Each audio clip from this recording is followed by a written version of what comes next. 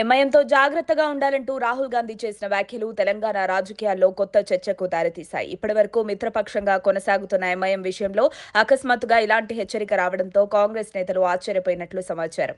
Municipal ఎన్నికల్లో మంచి ఫలితాలు సాధించిన తర్వాత తెలంగాణ కాంగ్రెస్లో ఉత్సాహం నెలకొంది. ఈ విజయాల నేపథ్యంలో CM Revanth Reddy, PCC chief Mahesh Kumar Goud సహా రాష్ట్ర ముఖ్య నేతలు ఢిల్లీ వెళ్లి పార్టీ జాతీయ నాయకత్వాన్ని కలిశారు. రాష్ట్ర ప్రభుత్వ పనితీరును అభినందించిన రాహుల్ గాంధీ భవిష్యత్ రాజకీయ వ్యూహాల విషయంలో మాత్రం జాగ్రత్త అవసరమని సూచించారట. ముఖ్యంగా ఎంఐఎంతో అతిగా సన్నిహితంగా ఉండటం రాజకీయంగా నష్టమవుతుందని వ్యాఖ్యానించినట్లు ప్రచారం జరుగుతోంది. తెలంగాణలో సుమారు 30 నుంచి 40 నియోజకవర్గాల్లో ముస్లిం ఓటర్లు కీలక పాత్ర పోషిస్తారు. ఈ నేపథ్యంలో ఎంఐఎంతో స్నేహపూర్వక సంబంధాలు కొనసాగిస్తే ఎన్నికల్లో లాభం ఉంటుందని రాష్ట్ర కాంగ్రెస్ నాయకత్వం భావిస్తోంది. జూబ్లీహిల్స్ ఉప ఎన్నిక, కొన్ని మున్సిపాలిటీల్లో కలిసొచ్చిన ఫలితాలు ఇందుకు ఉదాహరణగా చెబుతున్నారు.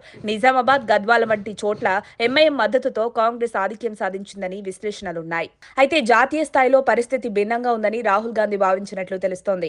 మహారాష్ట్ర, బీహార్, ఉత్తరప్రదేశ్, కర్ణాటక, గుజరాత్ వంటి రాష్ట్రాల్లో ఎంఐఎం పోటీ చేయడం వల్ల ముస్లిం ఓట్లు ఓడిపోయాయి. చివరికి బీజేపీకి లాభం చేకూరిందనే అభిప్రాయాలు వినిపిస్తున్నాయి. ఒకవైపు మైనారిటీ ఓటు బ్యాంకు చీలిపోతుండగా మరోవైపు మెజారిటీ ఓటర్లు బీజేపీ వైపు మొగ్గు చూపుతున్నారనే విశ్లేషణలతో కాంగ్రెస్ ఆందోళన చెందుతోందని చెబుతున్నారు.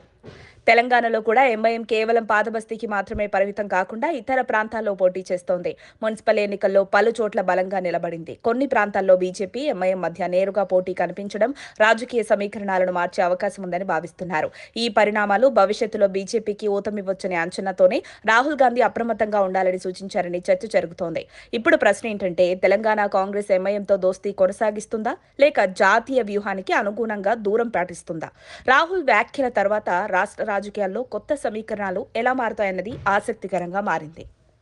మరిన్ని అప్డేట్స్ కోసం మా కాయ్ టీవీని సబ్స్క్రైబ్ చేసుకోండి. మా వీడియో కనుక మీకు నచ్చినట్లయితే లైక్ చేయండి, షేర్ చేయండి. మీ విలువైన అభిప్రాయాలను కామెంట్ బాక్స్లో తెలియజేయండి.